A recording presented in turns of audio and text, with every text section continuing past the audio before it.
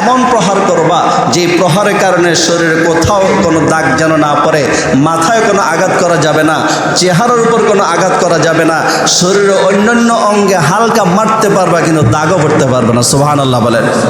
অন্য এক হাদিস আল্লাহ রাসূল বলেন, কেন তুমি মারবা? লা ইয়াজলিদ আহাদুকুম ইমরাআতাহু জালদাল আবদি থুম্মা ইউজামিউহা ফি আখিরিল ইয়াউম। রাতের বেলা তার কাছে তুমি যাইবা আর দিনের বেলায় তুমি তাকে প্রহার করবা, এমন কোনো কাজ করবা না, এমন কোনো কথা বলবা না যে কাজ করার কারণে আর যে কথা বলার কারণে রাতের বেলায় স্ত্রীর কাছে লজ্জা পেতে হয়। আগের জমানায় দাসীকে যেমনিভাবে প্রহার করা হতো তেমনিভাবে তোমরা তোমাদের স্ত্রীকে প্রহার করবা না। কিন্তু আমরা তো সেগুলো তোয়াক্কা করি না, শুরুতে মারা শুরু করে দিই অথবা তালাক দিয়ে দিই। তাহলে এক নাম্বার কি বলছেন বলেন? এক নাম্বার কি? নসিহত করতে হবে নাকি, সদুপদেশ দিতে হবে। দুই নাম্বার বিছানা আলাদা করতে হবে। তিন নাম্বার হালকা মারতে হবে। তবে এই মার কোন মার? শাসনের মার, দাগ যেন না পড়ে। মেসওয়াক দিয়ে একটু শাসন করলেন, রুমাল পেঁচিয়ে একটু শাসন করলেন। চার নাম্বার আল্লাহ রাব্বুল আলামিন সূরা নিসার 35 নম্বর আয়াতে বলেন, ওয়া ইন খিফতুম শিকাকা বাইনিহিমা, যদি তোমরা মনে করো যে এই দুইজনের মধ্যে বিচ্ছেদ হয়ে যাবে, বিচ্ছেদের আশঙ্কা করো, ফাবআতু হাকামান মিন আহলিহি ওয়া হাকামান মিন আহলিহা, স্বামীর পক্ষ থেকে একজন সালিস নিযুক্ত করো, স্ত্রীর পক্ষ থেকে একজন সালিস নিযুক্ত করো। তারপর এই দুইজন যদি পারে মীমাংসা করবে, আর যদি না পারে মীমাংসা করতে পারবে না। তবে শোনো, এই আয়াতের শেষে আল্লাহ রাব্বুল আলামিন বলেন, ইন্নাল্লাহা কানা আলিয়ান কাবীরা, যে তোমরা স্ত্রীদেরকে মারার জন্য যে আমি বলেছি, যদি বেশি মারো, সীমা লঙ্ঘন করো, তবে মনে রাখবা ইন্নাল্লাহা কানা আলিয়ান কাবীরা, আল্লাহ সুমহান, আল্লাহ সমুচ্চ, আল্লাহ কিন্তু অনেক বড়। তুমি স্বামী হইয়া স্ত্রীর উপর অনেক বড় মনে করছো, স্ত্রীর উপর তুমি জুলুম করছো, মনে রাখো আল্লাহ কিন্তু তোমার চেয়ে অনেক উপরে। আল্লাহ কিন্তু আল্লাহ তাআলা তোমার জন্য কল্যাণ নিহিত রেখেছেন। রাসূল করিম সাল্লাল্লাহু আলাইহি ওয়াসাল্লাম হাদিসে বলেন, যে হাদিস আমি আপনাদের সামনে পাঠ করেছি, আল্লাহ রাসূল বলেন, ইস্তাউসু বিন নিসাই খায়রা, তোমরা স্ত্রীদের সাথে ভালো আচরণ করো, ভালো ব্যবহার করো, সদ্ভাব রক্ষা করে চলো। কেন? তাদের সাথে একদম তোমার মন মতো যদি চালাতে চাও, এটা পারবা না। পরিপূর্ণরূপে তাদেরকে সোজা করতে পারবা না। কেন?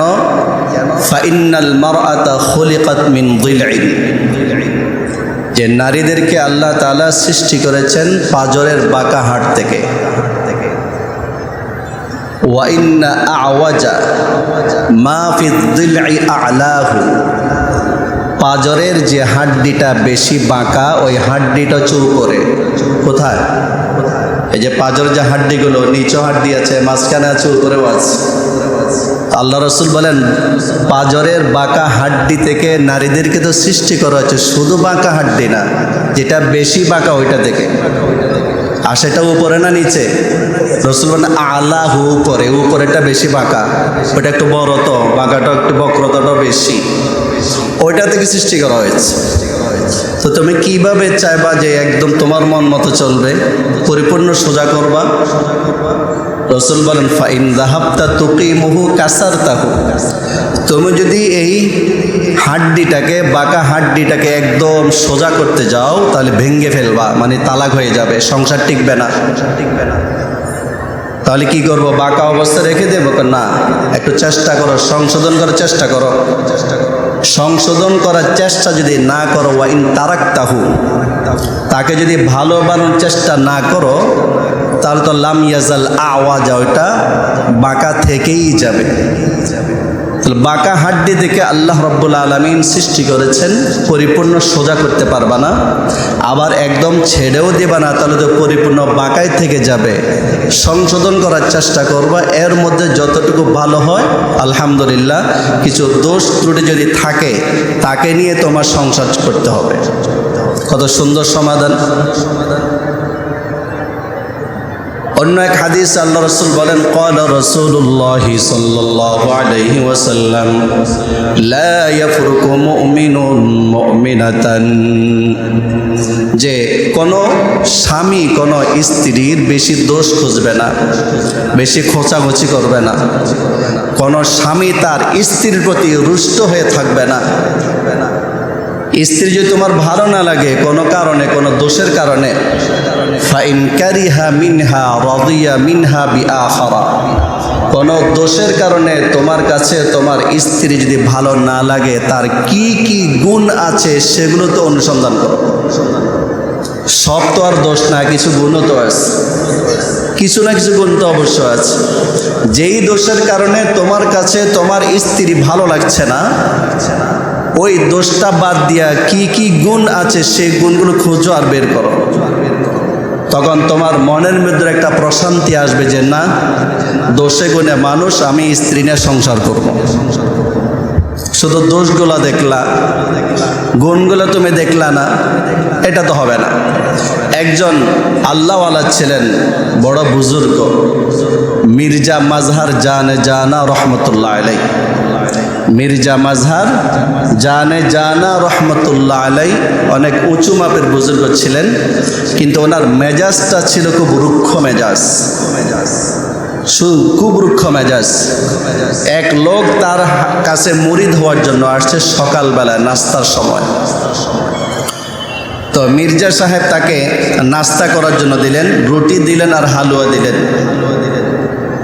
নাস্তা যখন শেষ হলো তখন তিনি দেখলেন কয়টা রুটি খেয়েছে এবং রুটির পরিমাণ হালুয়া বেশি খেয়েছে না কম খেয়েছে। ওনার মেজাজটা হলো একটু রুক্ষ মেজাজ, এটা তো দেখা দরকার ছিল না।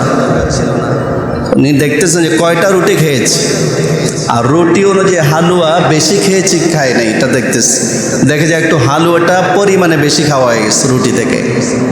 তখন তিনি বললেন, তোমার মেজাজের মধ্যে ব্যালেন্স নাই, আমি তোমাকে মুরিদ বানাবো না। বলেন তো এই লোকটার মেজাজটা খুব রুক্ষ মেজাজ না?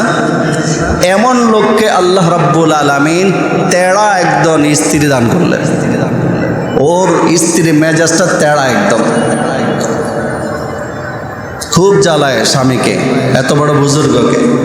তো মুরিদরা একদিন হুজুরকে বলল, হুজুর আপনি তো পারিবারিকভাবে শান্তিতে নেই, আপনার স্ত্রী সবসময় আপনাকে জ্বালাতে থাকে, অশান্তিতে রাখে, এটা কি কোনো ব্যবস্থা করা যায় না, তার বিদায় করে দেওয়া যায় না? তখন তিনি বলেছেন যে আমি যে তাকে নিয়ে ঘর সংসার করছি, এত দোষ দেখার পরেও হইতে পারে আল্লাহ তাআলা তার মধ্যে আমার জন্য বরকত রেখেছেন, কল্যাণ নিহিত রেখেছেন। সুবহানাল্লাহ। ওই যে ওয়াজআলাল্লাহু ফীহি খায়রান কাসীরা, যে স্ত্রীকে তোমার ভালো লাগছে না, এই স্ত্রীর মধ্যেই আল্লাহ তাআলা হয়তো আমার জন্য কল্যাণ রেখেছেন, আমি সেজন্য সবর ধরি। আর আরেকটা গুণ আমার স্ত্রী আছে, ওই যে হাদিসে বলছেন আল্লাহ রাসূল যে কোনো দোষ যদি তোমার চোখে পড়ে, কোনো গুণ আছে কিনা সেটাও দেখো। তখন মির্জা সাহেব বললেন, আমার স্ত্রী একটা গুণ আছে। কি গুণ? যে আমাকে ছাড়া অন্য কোনো পুরুষকে নিয়ে আমার স্ত্রী কখনো ভাবে না। সুবহানাল্লাহ বলেন। আমার বিশ্বাস, কোনো কারণে যদি আমাকে জেলে যেতে হয়, আর সেই জেলে যদি আমার 10 বছর থাকতে হয়, সেই জেলে যদি আমার 20 বছরও থাকতে হয়, তারপরও আমার স্ত্রী আমার সংসার ছেড়ে কোথাও যাবে না। সুবহানাল্লাহ বলেন।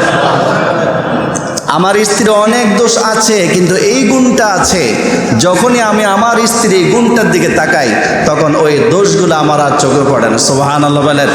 তাহলে আল্লাহ রাসূল বললেন কি, ইন রাদিয়া ইন কারিহা মিনহা শাইআন, কোনো দোষ যদি নজরে পড়ে তোমার স্ত্রীর, তাহলে তার গুণগুলা দেখো। রাজিয়া মিনহা বিআখারা, অন্য কোনো গুণ অবশ্য আছে যে গুণটার কারণে তোমার মনটা সন্তুষ্ট হয়ে যাবে, তোমার মনটা আনন্দে ভরে যাবে। আর মানুষ যতই খারাপ হোক, ওই খারাপ মানুষটার মধ্যে কোনো না কোনো ভালো গুণ আছে অবশ্যই। যেমন একটা ঘড়ি একদম নষ্ট হয়ে গেছে, কারেন্ট 12টা যেখানে সেখানে এসে কাঁটাটা থেমে গেছে, একদম অচল ঘড়ি, এই অচল ঘড়িটাও কিন্তু রাত এবং দিনে দুবার সঠিক টাইম বলে দেবে। সেটা হলো দিনের যখন 12টা বাজবে আপনি তাকাবেন হ্যাঁ দিনে 12টা, রাত যখন 12টা বাজবে তখন দেখবেন হ্যাঁ রাত 12টা। অথচ ঘড়িটা কি দোষযুক্ত, দোষের কোনো শেষ নাই, চলেই না, অচল ঘড়ি। কিন্তু তারপর একটা গুণ আছে কিনা, সেটা হলো রাত 12টা এবং দিন 12টা দুইবার সঠিক টাইম আপনাকে বলে দিয়েছে। আপনার স্ত্রীর যতই দোষ থাকুক না কেন নিশ্চয়ই কোনো না কোনো গুণ আল্লাহ তাআলা তাকে দিয়ে সৃষ্টি করেছেন। ওই গুণগুলোর দিকে তাকান। কিন্তু আমরা তো গুণের দিকে তাকাই না, প্রথমেই তালাক। লবণ বেশি হলো কেন তরকারিতে তালাক, আলু ভর্তার মধ্যে লবণ বেশি হলো কেন তালাক। আর ভাই তালাকের বিষয়টা আসবে ৫ম নম্বরে। কত নম্বরে? ৫ম নম্বরে। আল্লাহ রাব্বুল আলামিন সূরা নিসার ৩৪ এবং ৩৫ নম্বর আয়াতে বলে দিয়েছেন, ওয়াল্লাতী তাখাফুনা নুশুযাহুন। আল্লাহ রাব্বুল আলামিন বলেন, তোমরা যদি তোমাদের কোনো স্ত্রীর ব্যাপারে অবাধ্য হওয়ার আশঙ্কা বোধ করো যে তোমাকে তোমার স্ত্রী মানবে না, ফাইদুহুন্না, ১ নম্বরে তাকে সদুপদেশ দাও, বুঝাও। ২ নম্বর ওয়াহজুরুহুন্না ফিল মাদাজি'i, বিছানা পরিত্যাগ করো। এর 2টা ব্যাখ্যা। একটা হচ্ছে সম্পূর্ণ বিছানা পরিত্যাগ করবে, একসাথে থাকবেই না। আরেকটা হচ্ছে একসাথে থাকবে কিন্তু মুখ অন্যদিকে ফেরাই নেবে। স্ত্রীর আত্মমর্যাদা আঘাত লাগলে এতটুকুই তার সংশোধন যথেষ্ট হয়ে যাবে। ৩ নম্বর ওয়াদরিবুহুন্না, হালকা তাকে মারধর করো। হালকা মারধর বলতে যেমন মেসওয়াক দিয়ে একটু মারবে, রুমাল পেঁচিয়ে মারবে, এমনভাবে মারবে যাতে করে কোনো শরীরের দাগ না পড়ে। আল্লাহ রাসূল সাল্লাল্লাহু আলাইহি ওয়াসাল্লাম বলেছেন যে ওয়াদরিবুহুন্না দরবান গায়রা মুবাররাহিন,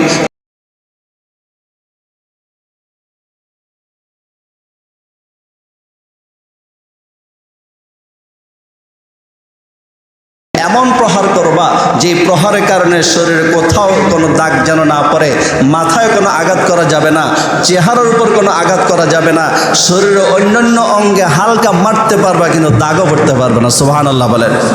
অন্য এক হাদিস আল্লাহ রাসূল বলেন, কেন তুমি মারবা? লা ইয়াজলিদ আহাদুকুম ইমরাআতাহু জালদাল আবদি থুম্মা ইউজামিউহা ফি আখিরিল ইয়াউম, রাতের বেলা তার কাছে তুমি যাইবা আর দিনের বেলায় তুমি তাকে প্রহার করবা। এমন কোনো কাজ করবা না, এমন কোনো কথা বলবা না যে কাজ করার কারণে আর যে কথা বলার কারণে রাতের বেলায় স্ত্রীর কাছে লজ্জা পেতে হয়। আগের জমানায় দাসীকে যেমনিভাবে প্রহার করা হতো তেমনিভাবে তোমরা তোমাদের স্ত্রীকে প্রহার করবা না। কিন্তু আমরা তো সেগুলো তোয়াক্কা করি না, শুরুতে মারা শুরু করে দিই অথবা তালাক দিয়ে দিই। তাহলে ১ নম্বর কি বলছেন বলেন? ১ নম্বর কি? নসিহত করতে হবে নাকি, সদুপদেশ দিতে হবে। ২ নম্বর বিছানা আলাদা করতে হবে। ৩ নম্বর হালকা মারতে হবে। তবে এই মার কোন মার? শাসনের মার, দাগ যেন না পড়ে। মেসওয়াক দিয়ে একটু শাসন করলেন, রুমাল পেঁচিয়ে একটু শাসন করলেন। ৪ নম্বর আল্লাহ রাব্বুল আলামিন সূরা নিসার ৩৫ নম্বর আয়াতে বলেন, ওয়া ইন খিফতুম শিকাকা বাইনিহিমা, যদি তোমরা মনে করো যে এই দুইজনের মধ্যে বিচ্ছেদ হয়ে যাবে, বিচ্ছেদের আশঙ্কা করো, ফাবআতু হাকামান মিন আহলিহি ওয়া হাকামান মিন আহলিহা, স্বামীর পক্ষ থেকে একজন সালিস নিযুক্ত করো, স্ত্রীর পক্ষ থেকে একজন সালিস নিযুক্ত করো। তারপর এই দুইজন যদি পারে মীমাংসা করবে, আর যদি না পারে মীমাংসা করতে পারবে না। তবে শোনো, এই আয়াতের শেষে আল্লাহ রাব্বুল আলামিন বলেন, ইন্নাল্লাহা কানা আলিয়ান কাবীরা, যে তোমরা স্ত্রীদেরকে মারার জন্য যে আমি বলেছি, যদি বেশি মারো, সীমা লঙ্ঘন করো, তবে মনে রাখবা ইন্নাল্লাহা কানা আলিয়ান কাবীরা, আল্লাহ সুমহান, আল্লাহ সমুচ্চ, আল্লাহ কিন্তু অনেক বড়। তুমি স্বামী হইয়া স্ত্রীর উপর অনেক বড় মনে করছো, স্ত্রীর উপর তুমি জুলুম করছো, মনে রাখো আল্লাহ কিন্তু তোমার চেয়ে অনেক উপরে, আল্লাহ কিন্তু তোমার চেয়ে অনেক কর্তৃত্ব রাখেন, আল্লাহর ক্ষমতা কিন্তু তোমার থেকে অনেক বেশি। সুতরাং এই জিনিসটা একটু খেয়াল রাখবা। সুবহানাল্লাহ বলেন। শুধু স্বামী এই জন্য স্ত্রীকে যখন তো মারা শুরু করবে না। এই যে কথাটা ৪ নাম্বার হচ্ছে উভয় পক্ষ থেকে সালিস নিযুক্ত করবে, তারা চেষ্টা করবে। এরপরেও যদি না হয়, চতুর্থ স্তরেও যদি এসে না হয় তখন কি করবে? তালাক দেবে, তালাক। এই পঞ্চম নাম্বার হলো তালাকের ব্যবস্থা। আমরা কি পঞ্চম নাম্বার যদি অপেক্ষা করি, নাকি শুরুতেই হয়তো মারা শুরু করে, না তালাক দেওয়া শুরু করে? স্ত্রীকে তো তালাক দেয়, স্ত্রীর মাকেও তালাক দেয়, এবং স্ত্রীর বাবাকেও তালাক দেয়, স্ত্রীর বোনদেরকেও তালাক দিয়ে দেয়, স্ত্রীর যত গোষ্ঠী আছে 14 গোষ্ঠীরও তালাক দিয়ে দেয়। কি সবাইকে কি বিয়ে করেছিল, না বিয়ে একজনকে করেছিল? তো এতজনকে সে কীভাবে তালাক দেয়? মেজাজ গরম হয়ে গেছে, আয়েশা কো মেজাজ গরম হয়ে গেছে হুজুর। তো তালাকটা মেজাজ গরম, অর্থাৎ তালাক দেওয়াটা জায়েজ, কিন্তু আল্লাহ পছন্দ করেন না। যতগুলো হালাল বিষয় আছে, এই হালালগুলোর মধ্যে সবচেয়ে অপছন্দের আল্লাহর কাছে সেটা হচ্ছে তালাক। কেন ব্যবস্থা রেখেছেন? পৃথিবীতে অনেক ধর্ম আছে, যেই ধর্মগুলোর মধ্যে তালাকের ব্যবস্থাই নেই। বিবাহ করলে আর তালাক দিতে পারে না, উভয় পরিবারে কষ্ট হয়। আবার এমন কিছু দেশ আছে যেখানে তালাকের ব্যবস্থা আছে শর্ত সাপেক্ষে, এমন এমন শর্ত যুক্ত করা হয়েছে যে শর্তগুলো পূরণ করতে গেলে পুরুষের পক্ষে সম্ভব হয় না, ফলে পুরুষে ভয় আর বিবাহ করে না, আর অবৈধভাবে মিলামিশা করে, অবৈধভাবে সন্তান জন্ম দিতে থাকে। ইসলাম ধর্ম কত সুন্দর ব্যবস্থা করে দিয়েছেন যে তালাক দিবা না, তবে যদি দিতে হয় দিবা, কিন্তু নিয়ম আছে। এখন এই তালাকটা কেন হয় আমাদের সমাজের মধ্যে? তালাকটা হয় স্বামীর পক্ষ থেকে বাড়াবাড়ি করা হয়, আবার অনেক ক্ষেত্রে স্ত্রীর পক্ষ থেকে বাড়াবাড়ি করা হয়। বলছি কি বলেন তো? প্রথমে কার পক্ষ থেকে বাড়াবাড়ি করা হয়? স্বামীর পক্ষ থেকে বাড়াবাড়ি করা হয়। আবার অনেক ক্ষেত্রে স্ত্রীর পক্ষ থেকে বাড়াবাড়ি করা হয়। আবার অনেক ক্ষেত্রে বউ শাশুড়ি একে অপরের প্রতি বাড়াবাড়ি করানো তালাক হয়। স্ত্রীর পক্ষ থেকে তালাক হয়, স্বামীর পক্ষ থেকে তালাক হয়। অনেক দিন আগের রিপোর্ট, শুধু ঢাকা শহরে প্রতিদিন তালাক হয় 37 অথবা 39টা। অনেক আগের রিপোর্ট বলছে, পত্রিকার রিপোর্ট। প্রতিদিন শুধু ঢাকাতে, সারা বাংলাদেশের কথা না, শুধু ঢাকাতে 37 অথবা 39টা তালাক হয় প্রতিদিন। সুবহানাল্লাহ কবে নাকি নাউজুবিল্লাহ বলবেন? হ্যাঁ, শুধু ঢাকাতে হয়, এখন তো আরো বেশি হয়। এবং অধিকাংশ ক্ষেত্রে নারীদের পক্ষ থেকে তালাকের আবেদন করা হয়, অধিকাংশ ক্ষেত্রে। আরেকটা রিপোর্ট, শতকরা 75% যেই স্বামী স্ত্রী অনেক শিক্ষিত তাদের মধ্যে বিবাহ বিচ্ছেদ বেশি হয়। শতকরা কত পার্সেন্ট? 75%। গ্রামগঞ্জে এখন যারা আছে অনেক ভালো আছে, এত তালাক হয় না। অশিক্ষিত লোকগুলোর মধ্যে এত তালাক হয় না যত তালাক শিক্ষিত লোকদের মধ্যে হয়। বেশি বুঝে যে, ওরা তো একটু বেশি বোঝে, তালাক এটা কম দেওয়া লাভ কি, এটা একটু বেশি বেশি দিতে হবে, ওরা তালাকও বেশি দেয়। তাহলে স্বামীর পক্ষ থেকে অনেক সময় বাড়াবাড়ি করা হয়, এটা উচিত না। যেগুলো এতক্ষণ বলে আসলাম, পরিপূর্ণ আপনি সোজা করতে পারবেন না, তবে চেষ্টা করবেন যতটুকু পারা যায় আলহামদুলিল্লাহ, আর পারা না গেলে সেটা ভিন্ন বিষয়। দ্বিতীয়ত, স্ত্রীর পক্ষ থেকে বাড়াবাড়ি করা হয়। কিছু হইলেই বলে দেয় যে আমি তোমার ভাত খাবো না, আমার আব্বাকে খবর দাও, আমাকে দিয়ে দাও, এরকম বলে কি বলে না? কারা বলে? বেশিরভাগ যাদের মোহর বেশি।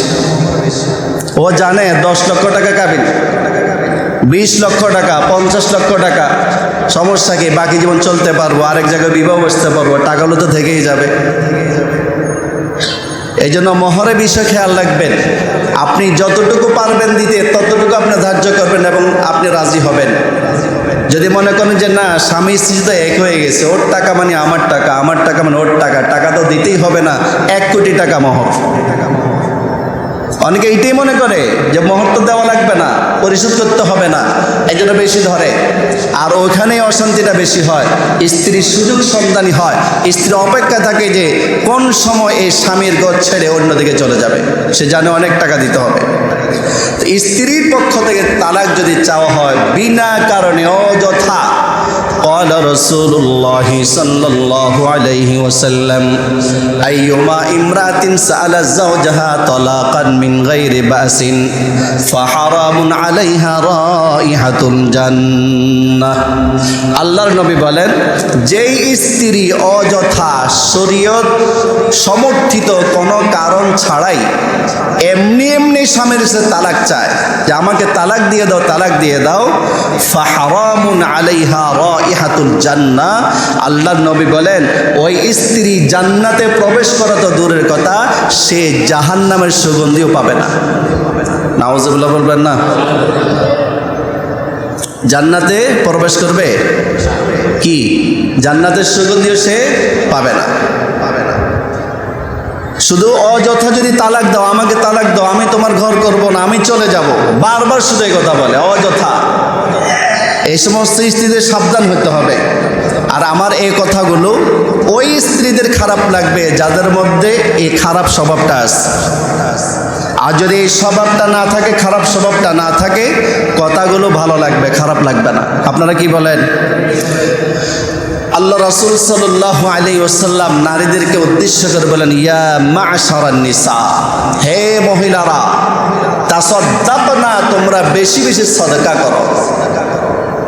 বেশি বেশি কি করো? সাদকা করো। কেন? ফাইন্নী রাআইতুকুন্না আকতারা আহলিন নার, আল্লাহর নবী বলেন মেরাজে আমি অধিকাংশ নারীকে জাহান্নামে দেখেছি। নাউযুবিল্লাহ বলেন, আমি পুরুষদেরকেও জাহান্নামে দেখেছি, নারীদেরকেও জাহান্নামে দেখেছি, কিন্তু সংখ্যার দিক থেকে নারীদের সংখ্যাই বেশি।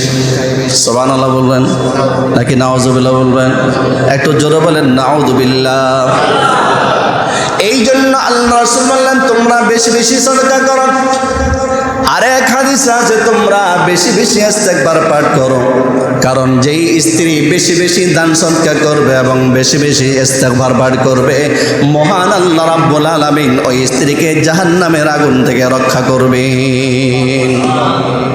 বেশি বেশি সাদকা করো, কারণ আমি অধিকাংশ নারীকে জাহান্নামে দেখেছি। বেশি বেশি দান সদকা করো। ফাকালাত ইমরাতুম মিনহুন্না, ওই নারীদের মধ্য থেকে একজন নারী আল্লাহর নবীকে প্রশ্ন করলেন, ইয়া রাসূলুল্লাহ, ইয়া হাবিবাল্লাহ, কেন অধিকাংশ নারী কেন জাহান্নামে গিয়েছে? আপনি পুরুষদেরকেও জাহান্নামে দেখেছেন, নারীদেরকেও আপনি জাহান্নামে দেখেছেন, কিন্তু নারীদের সংখ্যা কেন বেশি? আল্লাহর রাসূল বলেন, অধিকাংশ নারীদের মধ্যে দুইটা বদ অভ্যাস আছে। কয়টা বদ অভ্যাস? একটা হচ্ছে আল্লাহ রাসূল সাল্লাল্লাহু আলাইহি ওয়াসাল্লাম বলেন, এই নারীরা হচ্ছে নাশকরি বান্দি, বেশি নাশকরি করে। কি করে? নাশকরি করে। তাকফুরনাল আশিরা, তাকফুরনাল আশিরা, এরা নাশকরি করে। স্বামী যত কিছুই করুক না কেন, একদিন যদি একটু এদিক হয়ে যায়, এদিক সেদিক হয়ে যায়, তখন বলে যে তুমি তো আমার জন্য কিছুই করলা না। এরকম বলে কি বলে না? অন্য এক হাদিস আল্লাহ রাসূল বলেন, লাউ আহসানতা ইলা ইহদাহুন্না দাহরা সুম্মা রাআত মিনকা শাইআন ক্বালাত মা রাআইতু খায়রাম মিনকা কত, যে তুমি যদি তোমার স্ত্রীর জন্য সারা জীবন ভালো কিছু করো, অতঃপর তোমার মধ্যে যদি তার অপছন্দের কোনো একটা কিছু পায় কোনো একদিন, তখন সে বলে দে আমি তো তোমার মধ্যে আমার জন্য কল্যাণময় করেছো এমন কিছুই আমি দেখি নাই, আমি তো তোমার কাছ থেকে ভালো কিছুই পাই নাই।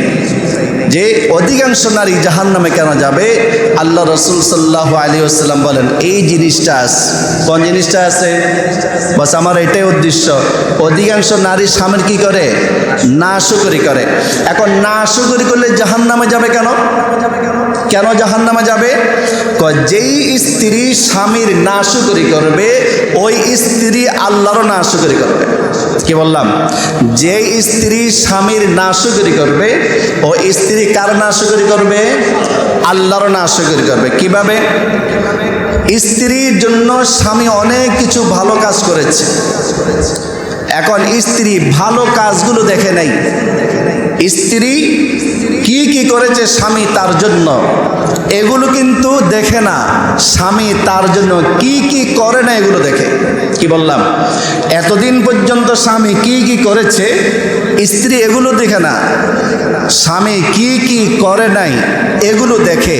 সুতরাং এই স্ত্রীটা স্বামীর অকৃতজ্ঞ হইল, আর এখান থেকে আল্লাহর অকৃতজ্ঞতাও সে প্রকাশ করবে। কিভাবে? তখন সে চিন্তা করবে যে আল্লাহ আমাকে অনেক নিয়ামত দিয়েছেন, এই অনেক নিয়ামতের দিকে তার দৃষ্টি থাকবে না, আল্লাহ কোন কোন নিয়ামত দেয় নাই ওই দিকে তার দৃষ্টি থাকবে। এই জন্য ক্বালা রাসূলুল্লাহ সাল্লাল্লাহু আলাইহি ওয়াসাল্লাম, মান লাম ইয়াশকুরিল্লাহ লাম ইয়াশকুরিন নাস, মান লাম ইয়াশকুরিন নাস লাম ইয়াশকুরিল্লাহ। আল্লাহ রাসূল বলেন, যেই বান্দা বান্দি মানুষের কৃতজ্ঞতা প্রকাশ করে না, যে বান্দা বান্দি মানুষের শুকরিয়া আদায় করে না, ওই বান্দা বান্দি না শুকর হইতে হইতে শেষ পর্যন্ত আল্লাহর শুকরিয়া আদায় করে না। এই জন্য স্বামীর যতগুলো অবদান আছে, এই অবদানগুলোকে কিন্তু স্মরণ রাখতে হবে, এই অবদানগুলোকে ভুলে গেলে কিন্তু চলবে না। তাহলে কি বলছি বলেন? এক নম্বরে তালাক হয় স্বামীর বাড়াবাড়ির কারণে। দ্বিতীয়ত অনেক সময় তালাক হয় কিসের জন্য? স্ত্রী বাড়াবাড়ির কারণে। তৃতীয়ত তালাক হয়ে যায় বউ এবং শাশুড়ির মধ্যে অমিল হওয়ার কারণে, এবং এইটাই বেশি হয়। অনেক শাশুড়ি আম্মা আছে মনে করে যে ছেলেকে বিবাহ করা মানে ছেলে এখন আমার পর হয়ে গেছে, আপনার থাকে না। এ ধারণাটা ভুল। মা এবং সন্তান মধ্যে যে সম্পর্কটা, এই সম্পর্কটা অটুট। শাশুড়ি যদি মনে করে যে আমার ছেলের বউ আমারই মেয়ের মতো, ছেলে যেমন আমার ছেলের বউ আমার মেয়ের মতোই, আজ থেকে মনে করব যে আমার আরেকটা মেয়ে আসছে আমার ঘরের মধ্যে, তাহলে কিন্তু সেখানে আর অশান্তি হয় না। আবার অনেক সময় অনেক স্ত্রীও এমন আছে, স্ত্রী চায় সম্পূর্ণরূপে স্বামীকে পরিবার থেকে আলাদা করে নিয়ে যেতে। আমি শ্বশুর শাশুড়ির সাথে থাকবো না, আমি শ্বশুর শাশুড়ির খেদমত করতে পারবো না, আমি শ্বশুর শাশুড়ির সবসময় কিছু জিজ্ঞেস করে কোনো প্রশ্ন করুক উত্তর দিতে আমি বাধ্য নই। এরকম হয় কি হয় না বলেন? তাহলে বাড়াবাড়িটা শাশুড়ির পক্ষ থেকে হয়, আবার বাড়াবাড়িটা কার পক্ষ থেকে হয়? স্ত্রীর পক্ষ থেকে হয়। স্ত্রী মনে যদি করে আমার স্বামী কিন্তু আসমান থেকে হঠাৎ করে পড়ে আসে নাই, বরং আমার স্বামীর জন্য আমার শ্বশুর এবং শাশুড়ি অনেক কষ্ট করেছে, আমার স্বামী প্রতিষ্ঠিত হয়েছে 25 বছর লেগেছে, 27 বছর লেগেছে, 30 বছর লেগেছে। এই 25 বছর, 27 বছর আর 30 বছর পর্যন্ত আমার শ্বশুর এবং শাশুড়ি আমার স্বামীর জন্য অনেক অবদান রেখেছে। আজকে আমি সুন্দর সুদর্শন একজন স্বামী পেয়েছি আমার শ্বশুর ওসিলায়, আমি স্বামী পেয়েছি আমার শাশুড়ির ওসিলায়। এই মনটাকে যদি এইভাবে বোঝায়, তখন কখনো ওই শাশুড়ির সাথে পুত্রবধূ ঝগড়া করতে পারে না। ঠিক কিনা জোরে বলেন? আর তদ্রূপভাবে শাশুড়ি যদি মনে করে যে না আমারই মেয়ের মতো, সুতরাং শাশুড়ি কিন্তু পুত্রবধূর সাথে আর কোনো ঝগড়া করতে পারে না। এখন আসেন, তালাক তো আমরা দিব না। তালাক যদি দিতে হয়, কয় কারণে তালাক দেব, কয় কারণে প্রহার করব, এগুলো কিন্তু গত শুক্রবার আলোচনা হয়েছে। আপনাদেরকে মনে আছে কয় কারণে স্ত্রীকে প্রহার করা যায়? মনে আছে? 4 কারণে। কয় কারণে? 4 কারণে স্ত্রীকে প্রহার করা যায়। 1 নাম্বার, স্বামীর ইচ্ছা স্ত্রী সেজে গুজে থাকবে, সৌন্দর্য চর্চা করবে স্বামীর জন্য, কিন্তু স্ত্রী স্বামীর এই কথা রাখে না, সেক্ষেত্রে হালকা মারধর করতে পারবে। 1 নাম্বার। 2 নাম্বার বলছিলাম গত শুক্রবার, 2 নাম্বার হচ্ছে যে স্বামীর বিশেষ প্রয়োজন পূরণ করার জন্য কাছে ডাকে স্ত্রী, কোনো ওজর নেই তারপরও কাছে আসে না, কোনো ওজর নেই, শরীর সমর্থিত কোনো ওজর নেই, তারপরও স্বামীর কাছে আসে না, তখনও হালকা মারধর দিতে পারবে। 3 নাম্বার, ফরজ ইবাদত করে না, নামাজ পড়ে না, রোজা রাখে না, আরও যেগুলো ফরজ ইবাদত সেগুলো করে না, স্বামী বারবার বলে, তখনও শাসন করতে পারবে। 4 নাম্বার, স্বামীর অনুমতি ছাড়া ঘরের বাইরে চলে যায়। এই 4 কারণে কাজী খান একটা কিতাব আছে ফতোয়ার, এই 4 কারণে স্ত্রীকে হালকা মারধর করতে পারবে। বলেন তো কয়টা কারণে? এটা সবাই বলেন কয়টা কারণে? 1 নাম্বার, হ্যাঁ, সৌন্দর্য চর্চা করুক এটা স্বামী চায়, কিন্তু স্ত্রী চর্চা করে না। বাইরে যখন যায় একদম যতটুকু সাজার দরকার তার চেয়ে বেশি সেজে যায়, কাকে দেখানোর জন্য আল্লাহ জানে। আর স্বামীর কাছে, স্বামীর সামনে যতক্ষণ থাকে কাজের বুয়ার মতো করে থাকে। 2 নাম্বার, একটু বলেন, সবাই বলেন 2 নাম্বার কি? জি, হ্যাঁ, বলতে শরম কিসের? যেই উদ্দেশ্যে বিবাহ করেছে উদ্দেশ্য অর্জন করতে পারে না স্বামী, তখনও শাসন করতে পারবে। 3 নাম্বার, আল্লাহু আকবার, ফরজ ইবাদত করে না। 4 নাম্বার কি? ঘরের বাইরে যায় কিন্তু স্বামীকে বলে না।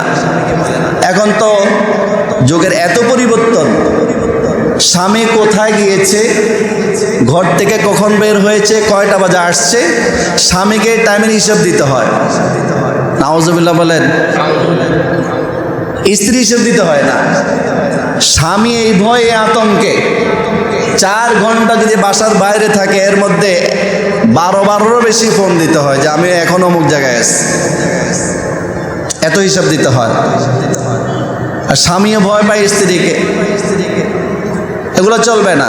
এই 4 কারণ যদি তালাক দিতে হয়, তালাক যদি দিতে হয় 5 নাম্বার গিয়ে তালাক দেওয়ার কিছু পদ্ধতি আছে। ভালোভাবে শোনেন, শুধু তালাক দিলেই হবে না। স্ত্রীদের মাসিক অবস্থায় তালাক দেওয়া যাবে না। মাসিক থেকে যখন পবিত্র হবে, পবিত্র হওয়ার পর স্বামী স্ত্রী যদি মিলামিশা হয়, মাসিক নাই, মাসিক বন্ধ হওয়ার পর পবিত্র হয়েছে, এই পবিত্র অবস্থায় যদি স্বামী স্ত্রী মিলামিশা হয়, এই অবস্থায় তালাক দেওয়া যাবে না। কোন অবস্থা তালাক দিবে? যেই পবিত্র অবস্থায় স্বামী আর স্ত্রীর মধ্যে মিলামিশা হয় নাই, এই অবস্থার মধ্যে তালাক দিতে হবে। সুবহানাল্লাহ বলেন। তার মানে কি ইসলাম কি চায় যে তোমার তালাক দাও, তালাক দাও, কত কঠিন করে দিয়েছে। মাসিক অবস্থা তালাক দেওয়া যাবে না, এবং যেই পবিত্র অবস্থায় মিলামিশা হয়েছে ওই অবস্থায় তালাক দেবে না, বরং তালাক দেবে এমন পবিত্র অবস্থায় যেই পবিত্র অবস্থায় মিলামিশা করা হয় নাই। 1। 2 নাম্বার কথা, তালাক দিবে ওই পবিত্র অবস্থায় একটা তালাক দেবে। কয়টা তালাক দেবে? একটা তালাক দেবে। শুধু তালাক শব্দটা বলবে, তালাকে বায়েন বলবে না, কারণ তালাকে বায়েন বলে দিলে সমস্যা হয়ে যাবে। শুধু তালাক বলবে। এত হবে কি, স্ত্রীকে আবার বৈধ করার সম্ভাবনা আছে। শুধু যদি বলে 1 তালাক, এরপর যদি স্বামী স্ত্রী আচরণ করা হয়, তখন একজন আরেকজনের জন্য বৈধ হয়ে যাবে, কিন্তু তালাক একটা হয়ে যাবে, আর 2 তালাকের মালিক থাকবে স্বামী। কিন্তু যদি বলে যে তালাকে বায়েন, তাহলে কিন্তু বিবাহ দৌড়াইতে হবে, স্বামী স্ত্রী আচরণ করলেও আর হবে না, নতুন করে বিবাহ করতে হবে। কিন্তু যদি 3 তালাক দিয়ে দেয়, 1 তালাক, 2 তালাক, 3 তালাক, তাহলে তো একদম হারাম হয়ে গেল। এটাকে আপনার হালাল করতে পারবেন না। বলে হুজুর হিল্লা বিবাহের মাধ্যমে হালাল করব। হিল্লা বিবাহ যেই শর্তে যায় সেই শর্ত আমাদের সমাজে পাওয়া যায় না, এই জন্য হিল্লা বিবাহ জায়েজ নেই। হিল্লা বিবাহ কাকে বলে? প্রথম স্বামী যদি তালাক দিয়ে দেয়, ইদ্যত পালন হওয়ার পর দ্বিতীয় স্বামীর সাথে যদি তার বিবাহ হয়ে যায়, যদি দ্বিতীয় স্বামী মারা যায় অথবা দ্বিতীয় স্বামী কোনো কারণে যদি তাকে তালাক দিয়ে দেয়, সেটা 5 বছর পরে হোক, সেটা 10 বছর পরে হোক, তখন প্রথম স্বামী আবার বিবাহ করতে পারবে। কিন্তু আমরা তো এরকমভাবে করি না। আমরা কি করি যে 1 ঘন্টার জন্য বিবাহ দিই, শর্ত দিয়ে টাচ করা যাবে না, অথবা 1 রাতের জন্য বিবাহ দিই। এই যে মেয়াদের সাথে যুক্ত করে দেওয়া, এটা কিন্তু ইসলামে জায়েজ নেই। তার হিল্লা বিবাহ যেই শর্তে জায়েজ, সেই শর্তে আমাদের সমাজে হিল্লা বিবাহ হয় না। এই জন্য হিল্লা বিবাহের মাধ্যমেও 3 তালাকপ্রাপ্তা স্ত্রীকে হালাল করা সম্ভব না। এই জন্য তালাক আসতে তালাক দিয়ে দিলেন, মুখে মুখে তালাক, সামান্য একটু বেশ কম হলেই তালাক, এত সহজ না। এই জন্য যাদের পরিবারের মধ্যে সমস্যা আছে, আগের কথাগুলো খেয়াল রাখবেন। আল্লাহ রাব্বুল আলামিন স্বামী স্ত্রীর মাঝে যে মিল মোহাব্বত, সেটা যেন অটুট থাকে। কান কথা শুনবেন না। অনেক সময় স্ত্রীকে তালাক দিয়ে দেয়, মার কথার উপর রাগ করে স্বামী স্ত্রীকে তালাক দিয়ে দেয়। অনেক সময় স্বামী স্ত্রীকে তালাক দিয়ে দেয় ওই স্বামীর বোনের কথার উপর ভিত্তি করে। সব সময় ভাবির নামে বিভিন্ন ধরনের নালিশ দেয়, কান ভারী করে, তখন অভিমান করে, বোনের উপর অভিমান করে, সে কিন্তু তার স্ত্রীকে তালাক দিয়ে দেয়। অনেক সময় ভাবিদের কথায়, ভাবিদের কাছে যেন মুখ ছোট না হয় সেই জন্য সে তালাক দিয়ে দেয়। অনেক সময় বন্ধু বান্ধবের কথা শুনে তালাক দিয়ে দেয়। অনেক সময় পাড়া প্রতিবেশীর কথা শুনে তালাক দিয়ে দেয়। অধিকাংশ সময় দেখবেন যারা নাকি তালাক দিয়ে দেয়, শতকরা 97 থেকে 98 জন লোক পরবর্তীতে অনুতপ্ত হয়, আফসোস করে, হায় যে কাজটা তো আমি ঠিক করলাম না। আপনারা জরিপ করেন, যারা তালাক দিয়ে দেয় শতকরা 97 থেকে 98 জন পরে চিন্তা করে যে আমার সিদ্ধান্তটা ভুল ছিল। কি আপনাদের কি মনে হয় না এগুলা? এরকম চিন্তা করে না? মেজাজ যখন গরম হয়ে যায়, কান কথা শুনে তালাক দিয়ে দেয়। তালাক দেওয়ার পরে মুফতি সাহেবের কাছে দৌড়াদৌড়ি শুরু হয়ে যায়। এখন সে ভুল বুঝতে পারে অধিকাংশ সময়। আল্লাহ রাব্বুল আলামিন আমাদের সবাইকে বোঝার এবং আমল করার তৌফিক দান করুন।